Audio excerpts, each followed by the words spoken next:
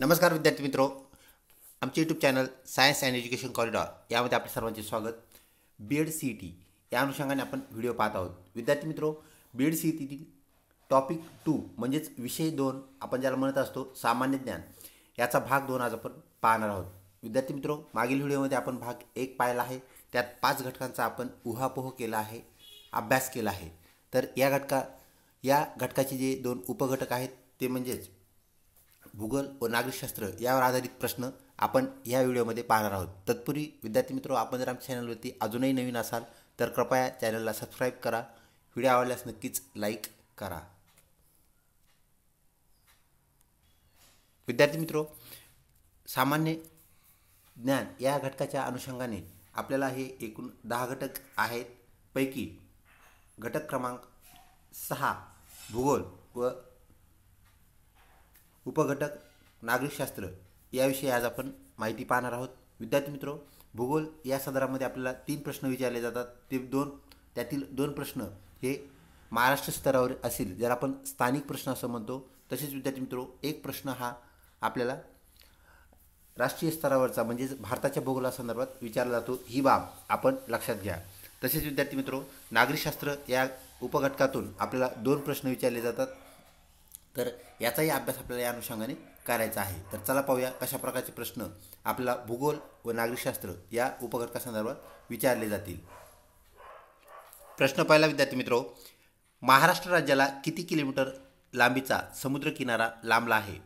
Option 1 7200, option 2 720, option 3 520, option 4 5200. विद्यार्थी मित्रो, option 2 720 kilometre हे करेक्ट उत्तर होय. तर महाराष्ट्र राज्यभूमीला विद्यार्थी मित्रो 720 किलोमीटरचा समुद्रकिनारा लाभला आहे, ही बाब आपण लक्षात घ्या. पुढचा प्रश्न, सौर शक्तीवर परिणाम करणारे वातावरणातील घटक कोणते? तर विद्यार्थी मित्रो, सूर्याकडून जी आपल्याला प्रकाश ऊर्जा मिळत असते, ही प्रकाश ऊर्जा आपल्या पृथ्वीवर पोहोचण्यास परिणाम करणारे काही घटक आपल्याला वातावरणात पाहायला मिळतात. ते कोणते असा हा प्रश्न. 1 धूलिकण, 2 बाष्प, 3 ढग, 4 वरील सर्व.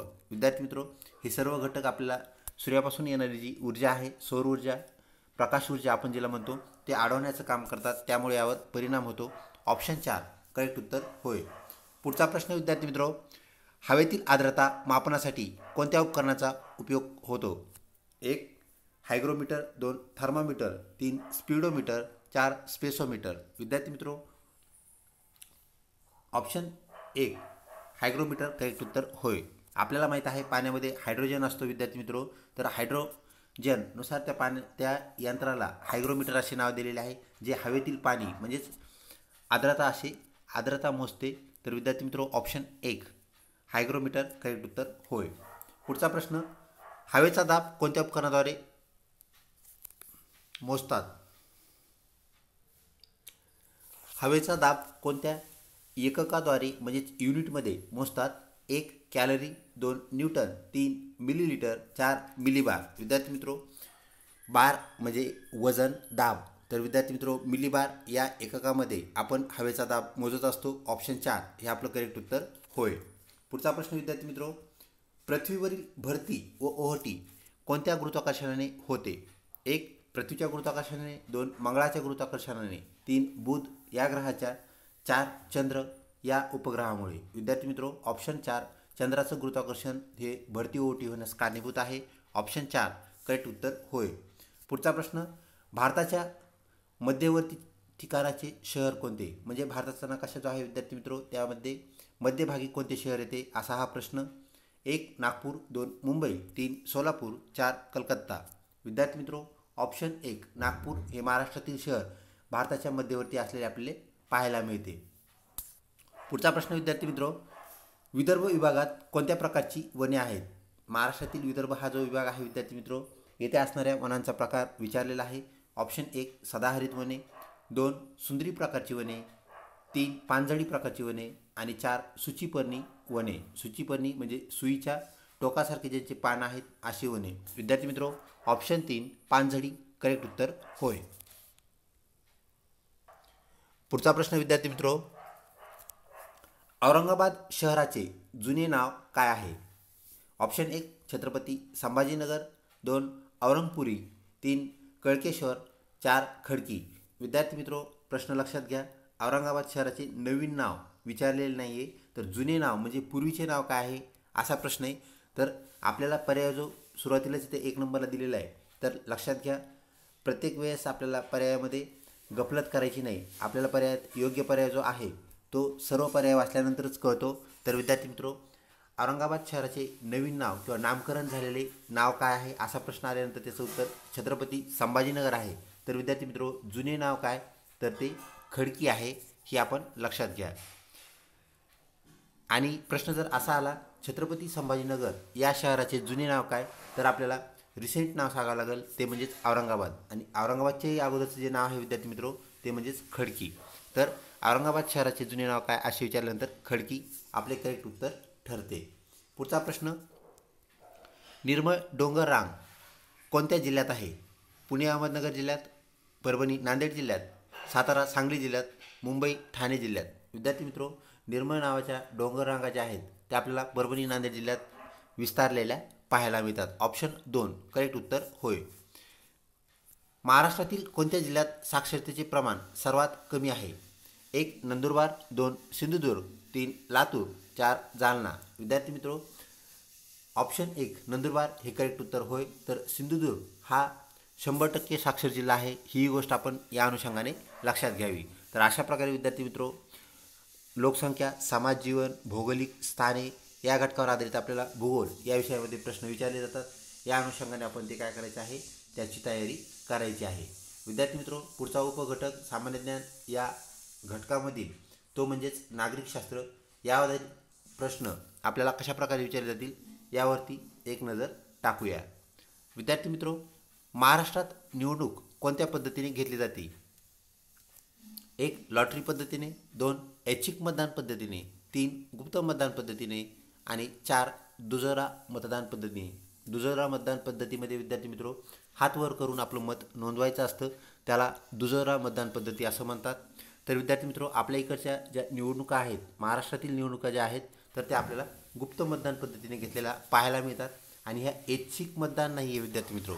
मतदान हा आपला मूलभूत हक्क आहे. तर विद्यार्थी मित्रो, त्याप्रमाणे आपल्याला मतदान ऐच्छिक नसतं, तर गुप्त मतदान पद्धतीने आपलं मतदान कोणालाही कळत नाही, तर ह्याची पूर्णपणे गुप्तता पाळली जाते, म्हणून आपण त्याला गुप्त मतदान पद्धती, बंद पेट्या मतदान पद्धती असं म्हणतो, ही आपण लक्षात घ्या.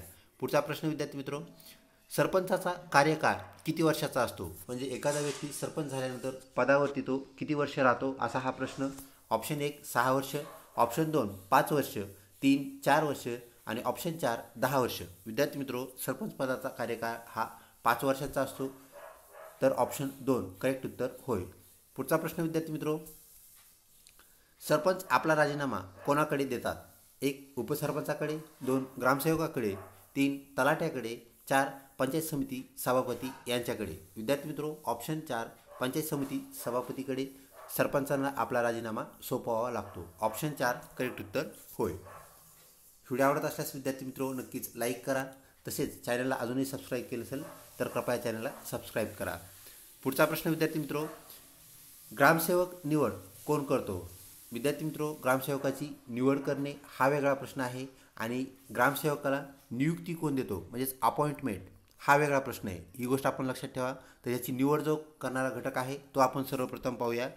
ऑप्शन 1 सरपंच, 2 जिल्हा निवड मंडळ, 3 CEO ज्याला आपण चीफ एक्झिक्युटिव्ह ऑफिसर असं म्हणतो आणि 4 जिल्हाधिकारी म्हणजेच कलेक्टर.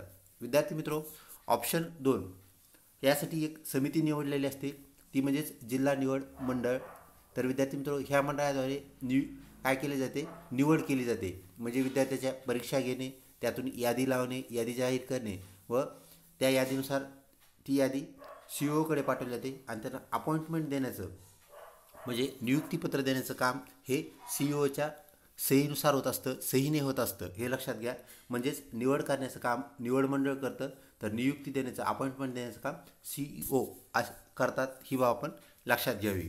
पुढचा प्रश्न विद्यार्थी मित्रो, मतदार यादीत नाव समाविष्ट करण्यासाठी किमान वय किती वर्ष असावे लागते? विद्यार्थी मित्रो, आपलं मतदार यादीत नाव टाकायचं असेल तर आपल्याला किती वर्ष पूर्ण झालेले असावेत असा हा प्रश्न. ऑप्शन 1 1 वर्ष, ऑप्शन 2 21 वर्ष, ऑप्शन 3 18 वर्ष, ऑप्शन 4 25 वर्ष. विद्यार्थी मित्रो, ऑप्शन 3 18 वर्ष करेक्ट उत्तर होय. महाराष्ट्र विधानसभा कोठे आहे? विद्यार्थी मित्रो, महाराष्ट्र विधानसभा म्हणजेच विधानभवन कोठे आहे असा हा प्रश्न. ऑप्शन 1 पुणे, 2 मुंबई, 3 कोल्हापूर, 4 नाशिक. विद्यार्थी मित्रो, ऑप्शन 2 मुंबई येथे आपल्याला महाराष्ट्र विधानभवन पाहायला मिळते, विधानसभा पाहायला मिळते. ऑप्शन 2 करेक्ट उत्तर होय. पुढचा प्रश्न, मोफत व सक्तीचे शिक्षण कोणत्या कलमान्वये दिले जाते? विद्यार्थी मित्रो, म्हणजेच मोफत शिक्षण, प्राथमिक शिक्षण जे आहे ते मोफत असावे व सक्तीचे असावे, म्हणजे सर्वांना ते घेणे बंधनकारक असावे. हा जो नियम आहे, हे जे कलम आहे त्या कलमाची आपल्याला संख्या सांगायची आहे. ऑप्शन 1 370वे कलम, 2 62वे कलम, 3 45वे कलम आणि 4 145वे कलम. विद्यार्थी मित्रो, ऑप्शन 3 45व्या कलमानुसार मोफत व सक्तीचे शिक्षण म्हणजेच प्राथमिक शिक्षण घेणं गरजेचं आहे, बंधनकारक आहे. ऑप्शन 3 करेक्ट उत्तर होय. पुढचा प्रश्न विद्यार्थी मित्रो, एका वर्षात किती ग्रामसभा व्हाव्यात? म्हणजे ग्रामसभा ज्या असतात, ग्रामपंचायतच्या सभा, सार्वजनिक सभा घेणं गरजेचं असतं, तर ह्या सभा किती व्हाव्यात असा प्रश्न. 1 त्या वर्षाकाठी 15 व्हाव्या, ऑप्शन 2 त्या 12 व्हाव्यात म्हणजेच दर महिन्याला एक व्हावी, 3 त्या 6 व्हाव्या म्हणजेच 2 महिन्याला एक सभा व्हावी आणि त्या 4 व्हाव्यात. तर विद्यार्थी मित्रो, यापैकी ऑप्शन 2 त्या दरमाही म्हणजे प्रत्येक महिन्याला एक सभा होणं गरजेचं आहे, बंधनकारक आहे. तर ऑप्शन 2 12 करेक्ट उत्तर होय. अशाच प्रकारच्या अजून प्रश्नावलीसाठी आमच्या चॅनलला लिंक राहा. तसेच विद्यार्थी मित्रो, इतरही आमचे जे व्हिडिओज आहेत ते आपल्याला अतिशय उपायकारक ठरतील, तेही आपण नक्कीच पाहावेत. लवकरच भेटूया अशाच प्रकारच्या उर्वरित घटकासोबत, उपघटकासोबत. तोपर्यंत धन्यवाद.